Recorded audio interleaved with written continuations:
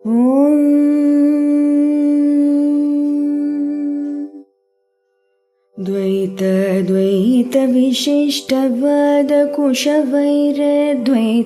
भकृर्चितं सार विचारचारुमनसं सङ्खावतं वल्लभम् स्वाप्तानाप्तसमस्तजीवसदयं ज्ञानाश्रयमाश्रयम् स्वाप्तानाप्तसमस्तजीवसदयं ज्ञानाश्रयमाश्रयम् वन्दे द्वैतगुरुं जगतां धीशङ्करं शङ्करम् वन्दे द्वैतगुरुं जगतां धीशङ्करं शङ्करम्।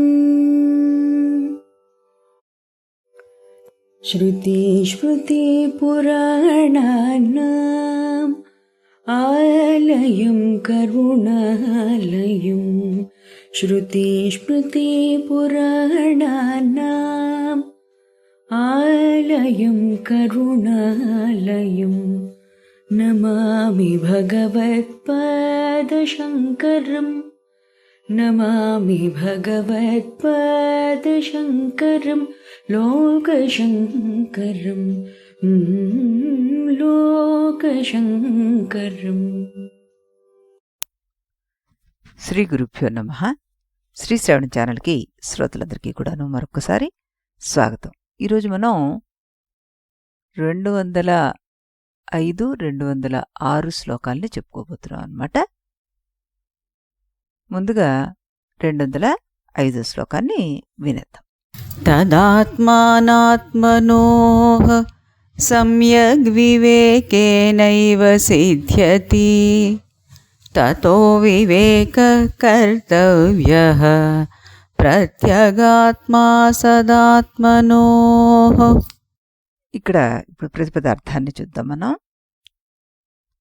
తత్ ఈ జీవ బ్రహ్మైక్య జ్ఞానము ఆత్మానాత్మానోః ఆత్మ యొక్కయు అనాత్మ యొక్కయు పదార్థములైన దేహేంద్రియాదుల యొక్కయు సమ్యక్ బాగుగా వివేకేనైవ విచారణ చేతనే సిద్ధిస్తోంది. తతః అందువల్ల ప్రత్యేగా సదాత్మానః జీవాత్మ పరమాత్మల యొక్క వివేక విచారము కర్తవ్య చేయదగినది అంటున్నారు.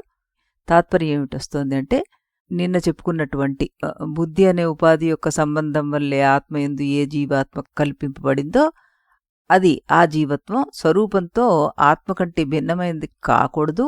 బుద్ధితోటి ఆత్మ యొక్క ఈ సంబంధం మిథ్యాజ్ఞానం కారణంగానే కలిగింది. సరి అయిన జ్ఞానం కలగడం వల్లే ఈ మిథ్యాజ్ఞానం నివృత్తమవుతోంది, మరొక విధంగా కాదు.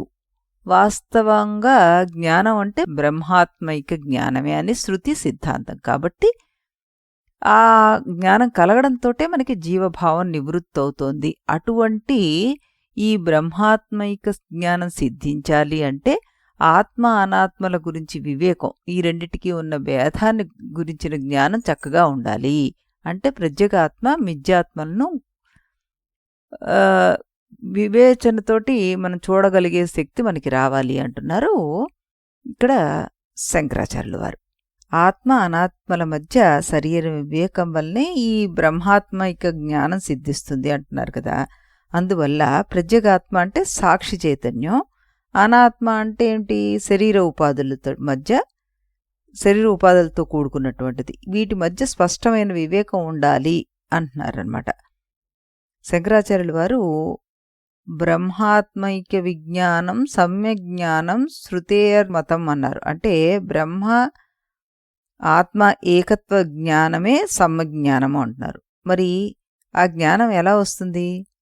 దానికి సమాధానమే ఆత్మ అనాత్మ యొక్క వివేకం ద్వారా వస్తుంది అని. అద్వైత వేదాంతం ఒక సాధన మీద నిలబడి ఉంటుందన్నమాట. నేను ఎవరు అనే విచారణ. మనం సాధారణంగా శరీరాన్ని నేనంటాం, మనస్సును నేనంటాం, భావాల్ని నేనంటాం.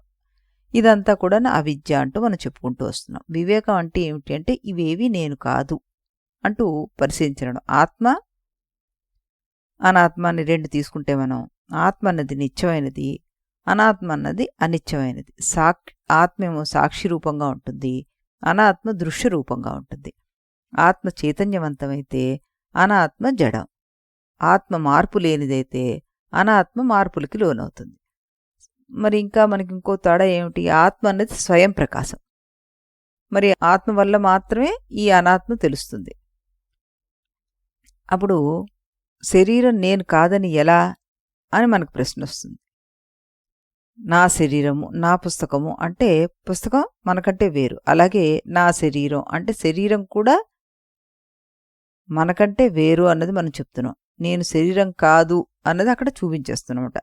మనస్సు నేను కాదని ఎలా అని మనం అనుకుంటే, నా మనస్సు ఈరోజు ప్రశాంతంగా లేదు అంటే మనస్సును మీరు గమనించుతున్నట్టే కదా. గమనించబడేది ఎప్పుడూ కూడాను దృశ్యమే అవుతుంది. గమనించేవాడు ఎప్పుడు కూడాను ద్రష్టే. కాబట్టి నేను మనస్సు కాదు అన్నది మనం అక్కడ తేల్చుకున్నాం.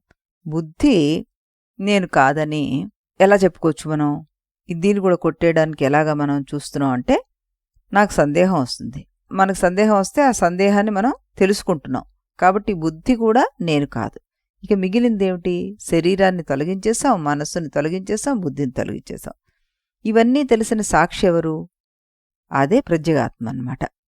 ఈ రకంగా తర్కంగా మనం ఆలోచించాలి అంటున్నారు శంకర భగవత్పాదులు వారు. భగవద్గీతలో కూడాను మనకి అసత్తుకు నిజమైన ఉనికి లేదు, సత్తుకి నాశనం లేదు అంటూ నా అసతో విద్యతే భావో నా భావో విద్యతే సతః అన్నారు కృష్ణ పరమాత్మ. క్షేత్రజ్ఞం చాపి మాం విద్ధి అంటారు. శరీరము క్షేత్రము, దాన్ని తెలిసిన వాడే క్షేత్రజ్ఞుడు అంటూ ఇక్కడ వివేకం గురించి మాట్లాడతారు కృష్ణ పరమాత్మ.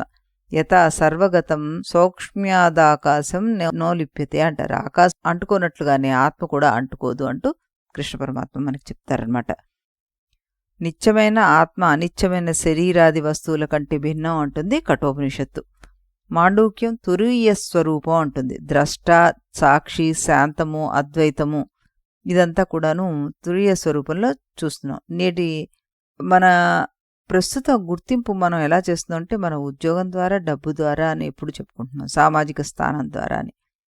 వీటిలో ఏదైనా కోల్పోతే నేను ఓడిపోయాను లేదా నేను ఇది కోల్పోయాను అంటూ బాధపడతాం. ఇవన్నీ కూడా అనాత్మ, నిజమైన విలువ వీటికి అతీతం అంటున్నారు ఇక్కడ శంకర భగవత్పాదులు వారు. ఈ చూడామణి యొక్క ప్రధాన సాధన ఏంటంటే, స్థూల శరీరము, సూక్ష్మ శరీరము, కారణ శరీరము ఇవన్నీ అనాత్మ అంటూ నిరూపిస్తారనమాట ఆయన.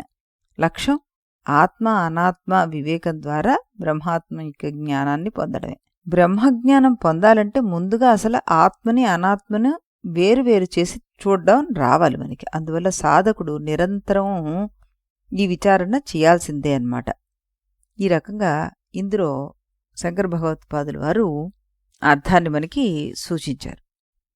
అయితే ఇక్కడ మనం చిన్మయానంద వారు ఏం చెప్తున్నారో చూద్దాం. శ్రద్ధగా వివేకంతో ఏది ఆత్మ ఏది అనాత్మో తెలుసుకుంటూ కొంతకాలం గడిపితే అనాత్మను నిరసించి ఆత్మను తెలుసుకోగలుగుతాం.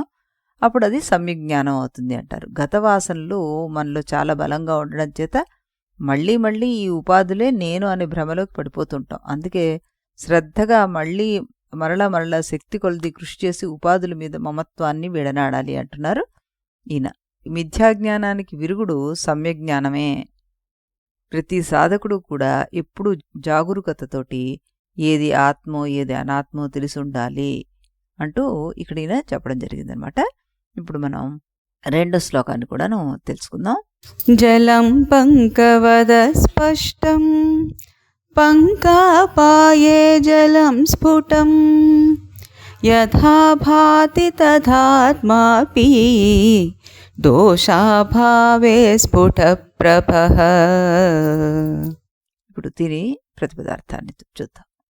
అత్యంతం మిక్కిలి, పంకజవత్ బురదవలె, జలము, పంకాపాయే బురదపోగా, జలం నీరు, స్ఫుటం శుద్ధముగా, యథా ఎలాగును, భాతి కనిపిస్తుందో, తథా అలాగే, ఆత్మాపి జీవాత్మయు, దోషాభావే అజ్ఞానరూపదోషము నశించిపోగా, స్ఫుటప్రభః స్పష్ట ప్రకాశం కలదై భాతి ప్రకాశిస్తుంది అంటున్నారు ఇక్కడ. అంటే మిక్కిలి మురికిగా ఉన్న నీరు కూడా బురద అడుగు భాగానికి చేరగానే చక్కగా పైన నీరు స్పష్టంగా కనిపిస్తుంది మనకి.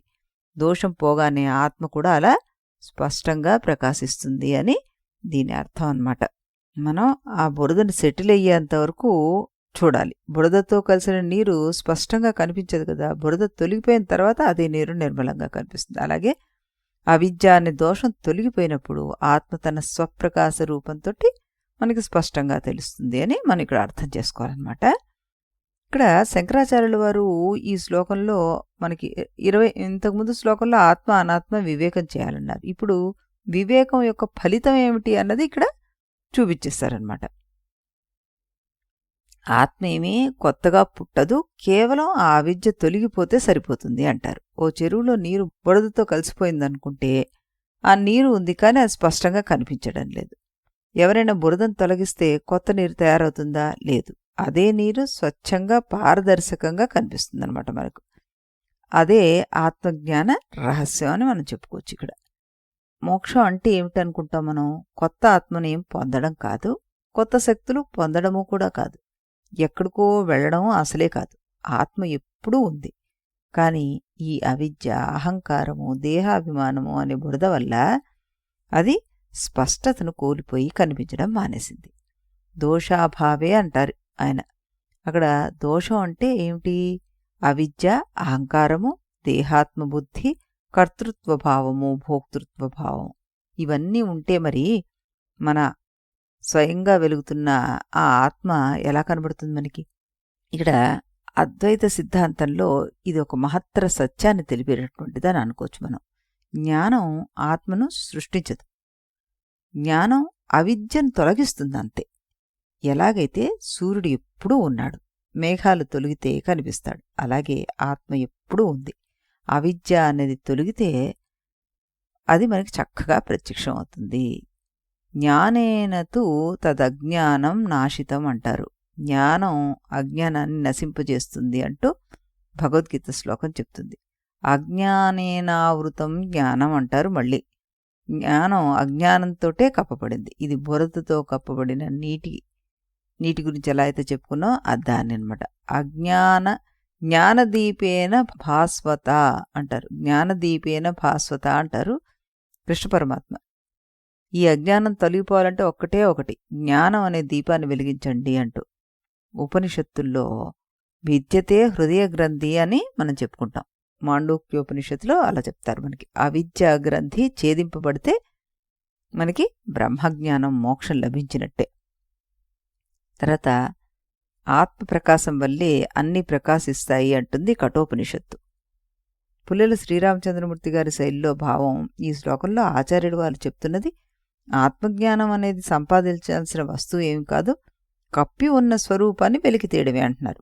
చెరువులోని నీటిని శుద్ధి చేసినట్లుగా మనసును శుద్ధి చేసుకోవాలి అని ఇక్కడ భావాన్ని మనం అర్థం చేసుకోవచ్చు అనమాట. వివేకాన్ని పెంచుకోవాలి, గురువాక్యాన్ని మనన చేయాలి. అప్పుడు ఈ ఆత్మ అన్నది స్వయంగా ప్రకాశిస్తుంది. శాంతి ఎక్కడో బయట ఉండదు, శాంతి నీలోనే ఉంది. తొలగించాల్సింది ఏమిటి అంటే మనస్సు యొక్క మలినత. రామాయణంలో కూడా మనకి హనుమంతుల వారికి తన శక్తి గురించి తానే మర్చిపోతూ ఉంటారు.